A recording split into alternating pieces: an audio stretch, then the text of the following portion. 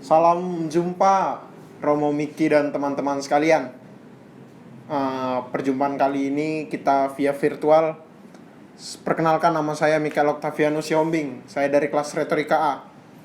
Pada pertemuan sebelumnya mengenai pembagian tugas, saya mendapatkan tugas untuk membahas kitab Hakim-Hakim di kitab Perjanjian Lama. Tanpa berlama-lama, mari kita menuju ke materi. Kitab Hakim-Hakim.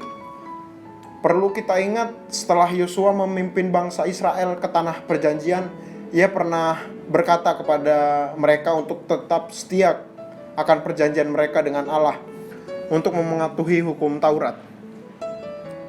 Dengan melakukan hal itu, bangsa-bangsa lain akan melihat siapa sesungguhnya Allah Israel itu. Nah, kitab Hakim-Hakim ini diawali dengan kematian Yosua saat itu, dan inti kitabnya bercerita tentang berbagai kegagalan total bangsa Israel. Nama kitab ini diambil dari berbagai model kepemimpinan yang dimiliki bangsa Israel pada zaman itu. Sebelum memiliki raja, bangsa Israel dipimpin oleh hakim-hakim. Hakim-hakim di pembahasan ini, jangan kita membayangkan sebuah kasus atau suatu hakim di pengadilan yang membahas tentang kasus-kasus seseorang. Tetapi dalam kitab Hakim-Hakim ini, hakim-hakim itu diibaratkan sebagai, kalau kita bisa membayangkan, yaitu kepala suku yang tugasnya dia sebagai pemimpin politik dan juga militer di wilayah itu. Perlu diingat juga bahwa kitab Hakim-Hakim ini adalah kitab yang sungguh menggelisahkan hati dan kejam tentunya. Karena kitab ini menceritakan kisah tragis, kerusakan moral, kepemimpinan buruk, dan bagaimana mereka menjadi bangsa yang tidak ada bedanya dengan orang Kanaan. Namun kisah sedih ini juga dimaksudkan untuk membangkitkan sebuah harapan besar bagi masa depan mereka. Dan kita bisa melihatnya dalam susunan kitab ini. Ada sebuah pendahuluan yang menyusun tahapan terjadinya kegagalan bangsa Israel ketika mereka tidak mengusir orang Kanaan yang tersisa saat itu di tanah Israel. Kemudian bagian utama dari kitab ini bercerita tentang meningkatnya kejahatan para hakim Israel, yang perkembangan selanjutnya malah menjadi kehidupan para pemimpin Israel berubah menjadi baik, kecukup baik, keburuk, dan kesangat buruk. Yang bagian akhir bahkan lebih mengerikan lagi, menunjukkan kegiatan orang-orang Israel secara keseluruhan. Oke, mari kita telusuri dan selidiki setiap bagian yang dalam lagi. Bagian awal dimulai dengan kehidupan bangsa Israel di wilayah mereka, di tanah perjanjian. Ketika Yosua mengalahkan beberapa kota penting di Kanaan, sebenarnya masih banyak lagi daerah yang harus direbut dan masih banyak orang Kanaan yang tinggal di situ. Di pasal 1 menunjukkan daftar panjang dari kelompok-kelompok orang Kanaan yang gagal diusir oleh bangsa Israel. Nah, perlu kita ingat bahwa alasan utama mengusir orang Kanaan keluar agar bangsa Israel terhimpun dari kerusakan moral dan cara orang Kanaan menyembah dewa-dewa mereka dengan menyerahkan anaknya sebagai korban. Allah memanggil bangsa Israel untuk menjadi orang yang kudus, dan sayangnya itu tidak terjadi. Di pasal 2 menjelaskan bagaimana Israel dengan mudahnya hidup berdampingan dengan orang Kanaan dan mengadopsi semua praktek kebudayaan mereka, dan hampir keseluruhan pasal kita diberikan sebuah gambaran terhadap segala sesuatu yang akan terjadi di dalam keseluruhan kitab ini. Menurut penulis kitab, bagian sejarah yang terjadi di bangsa Israel ini menunjukkan sebuah rangkaian siklus yang melingkar seperti spiral. Bangsa Israel menjadi seperti orang Kanaan yang berdosa melawan Allah saat itu.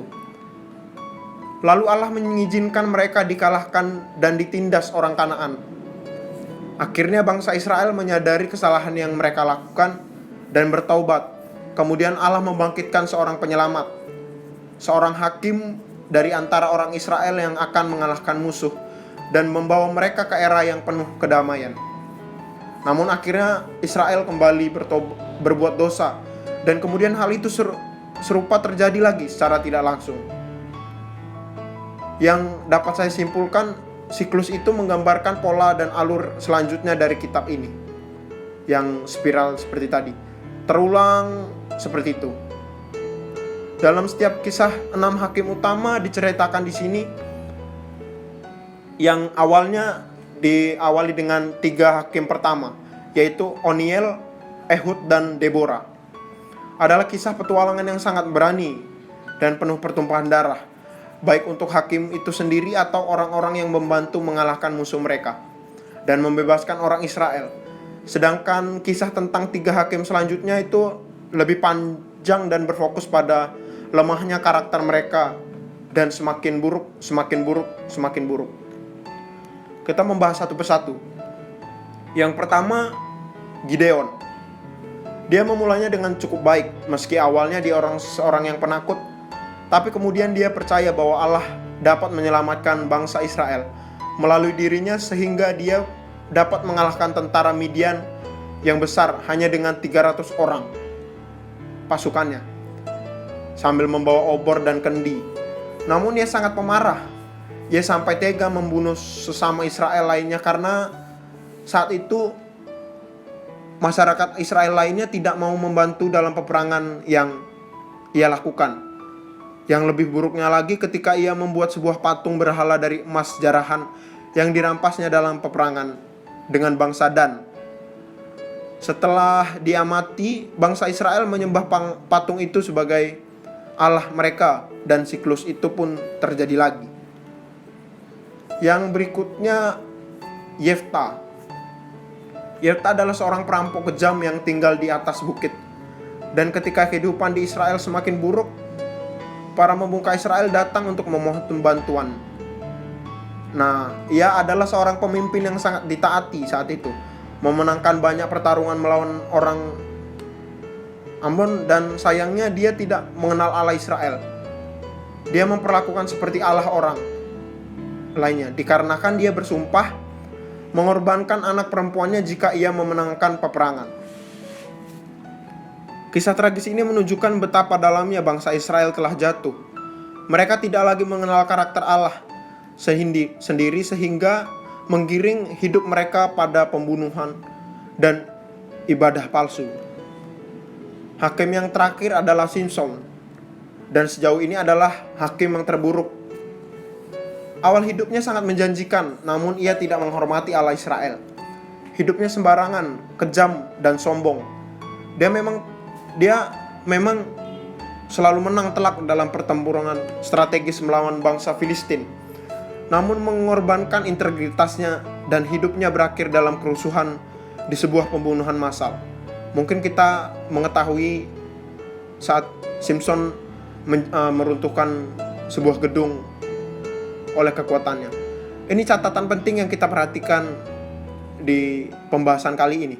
Ada sebuah tema yang berulang di sini, bahwa pada saat tertentu Allah memberikan kuasa kepada setiap hakim-hakim yang hidupnya kacau balau untuk membawa keselamatan yang besar.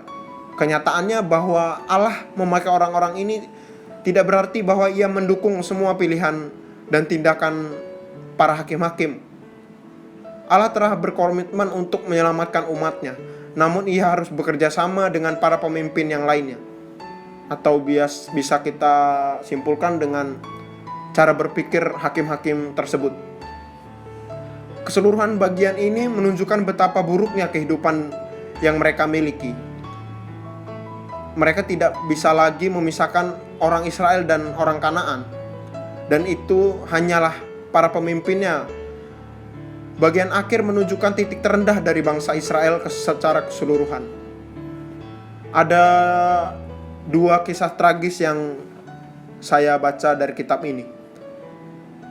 Bukan untuk mematahkan semangat bangsa Israel, namun disusun untuk sebuah frase penting yang diulang 4 kali. Pada zaman itu tidak ada raja di antara orang Israel, dan setiap orang melakukan apa yang benar menurut pandangan sendiri. Kisah pertama tentang seorang Israel bernama Mika yang membuat sebuah kuil khusus untuk berhala sesembahannya. yang kemudian dijarah oleh tentara-tentara rahasia yang dikirim suku Dan. Jadi mereka datang untuk mencuri semuanya lalu pergi dan membakar kota yang aman dan tentram hingga luluh lantah, serta membunuh seluruh penduduknya saat itu. Kisah yang sungguh-sungguh mengerikan ketika Israel melupakan Allahnya. Kekuasaan mereka semakin besar dan mereka bertindak sesuka hati. Kisah terakhir dari kitab ini malah lebih buruk lagi, yaitu kisah yang sangat mengejutkan tentang kekerasan seksual dan kekerasan lainnya yang membawa Israel pada perang sipil pertamanya. Benar-benar saat itu menggelisahkan hati, dan itulah intinya. Kisah-kisah ini adalah peringatan bahwa kejatuhan Israel yang berakibat pada kehancuran diri sendiri adalah akibat karena mereka berpaling dari Allah yang mengasihi dan menyelamatkan mereka dari perbudakan di Mesir. Dan sekarang mereka perlu dibebaskan kembali dari diri mereka sendiri satu-satunya. Satu-satunya secerca harapan dalam kitab ini ditemukan di baris yang diulang tadi pada saat saya bahas, yaitu bagian akhir yang membentuk kalimat terakhir kitab ini. Tidak ada raja di Israel, sehingga kitab-kitab selanjutnya disusun untuk menceritakan asal-usul keluarga Raja Daud di kitab Rut dan asal-usul kerajaan Israel itu sendiri di kitab 1 Samuel. Tapi kisah dari kitab Hakim-Hakim ini memiliki nilai pembelajaran yang sederhana terhadap kondisi di mana manusia. Namun pokok utamanya yang saya ambil ada pada bagian kasih karunia Allah untuk mengirim seorang raja yang akan menyelamatkan umatnya, dan itulah kitab Hakim-Hakim. Sekian Romo dan teman-teman hasil presentasi yang saya sampaikan. Mohon maaf apabila ada ringkasan atau salah kata yang telah saya lakukan selama presentasi tadi. Saya membuka hati saya untuk kritik dan saran dari Romo serta teman-teman untuk perkembangan saya ke depannya di presentasi dan tugas-tugas selanjutnya. Akhir kata saya sampaikan yang saya ambil dari kutipan bahasa Latin, gratias tibi lalu. Terima kasih dan sampai jumpa.